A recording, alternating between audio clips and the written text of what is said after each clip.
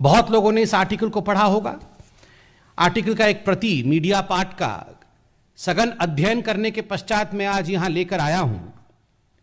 मूलतः इसमें यह बताया गया है कि जो दसों एविएशन था, जो फ्रांस के एयरक्राफ्ट मैन्युफैक्चरर कंपनी है, जिसको कि इस पूरे डील में डी के रूप में दिखाया गया, एक कोड वर्ड इस्तेमाल किया गया डी। तो डी के रूप में डसो एविएशन को दिखाया गया। इस डसो एविएशन ने लगभग 7.5 मिलियन यूरोज, अगर हम इसे भारतीय रुपया में कन्वर्ट करें तो लगभग 65 करोड़ रुपीस बैठता है।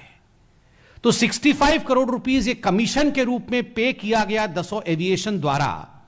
और यह आर्टिकल लिखती है सीक्रेट कमीशन के माध्यम से एक मिडिलमैन को दिया गया है 36 राफेल एयरक्राफ्ट के लिए। और यह पूरा विषय 2007 और 2012 के बीच घटित हो रहा है। इसमें सबसे महत्वपूर्ण विषय है, और आप इस आर्टिकल में देखेंगे तो आर्टिकल में लिखा गया है एटलीस्ट 7.5 मिलियन यूरोज वे पेड। मतलब मिनिमम अमाउंट जो कमीशन का पे किया गया वो 65 करोड़ रुपया है। और आर्टिकल में कई स्थानों पर आगे इसका बखान है, उल्लेख है, और बाकी न्यूज़पेपर्स ने भी जो आर्टिकल बनाए हैं उसमें यह बखान है। इसमें वो कहा गया है कि 11 मिलियन यूरो तक, अर्थात मिनिमम 7.5 मिलियन यूरोज और 11 मिलियन यूरोज तक ये कमीशन दिए गए हैं हिंदुस्तान के अंदर एक मिडिलमैन के माध्यम से, जिस मिडिलमैन का नाम सुषेण गुप्ता है, सुषेण मोहन गुप्ता, SM गुप्ता। आश्चर्य का विषय है कि 2007 और 2012 के बीच में ये जो घोटाला होता है, ये जो कमीशन खोरी होती है, जिसका मिडिलमैन, जिसका दलाल सुषेण गुप्ता होता है, ये सुषेण गुप्ता कोई नया खिलाड़ी नहीं है।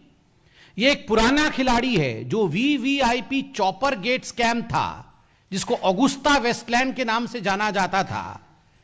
वो सुषेण गुप्ता उसका भी किंगपिन था, उसका भी कमीशन एजेंट था, उसका भी दलाल था। This is too much of a coincidence that a agent, a middleman who was commissioned for Augusta Westland case, in fact is the kingpin, is the commission agent, is the middleman in the Rafael case also during 2007 and 2012. And too much of coincidence is always a conspiracy. जब बहुत coincidence होता है वो coincidence नहीं होता है, उसके पीछे षड्यंत्र होता है, कहीं ना कहीं उसके पीछे एक कॉन्स्पिरेसी होती है। ये तार कहां तक जुड़ते हैं ये विवेचना के विषय हैं। तो स्वाभाविक रूप से ये एक बहुत बड़ा घोटाला हुआ और कालखंड यूपीए की सरकार की रही है, कांग्रेस की सरकार की रही है। आज राहुल गांधी, आप लोग पत्रकार हैं, बहुत सम्मानित है, आप लोग मुझे मेरा ज्ञानवर्धन करेंगे। शायद वो हिंदुस्तान में नहीं है, मैंने अभी अखबारों में पढ़ा शायद वो इटली में है। इटली से राहुल गांधी जवाब दें।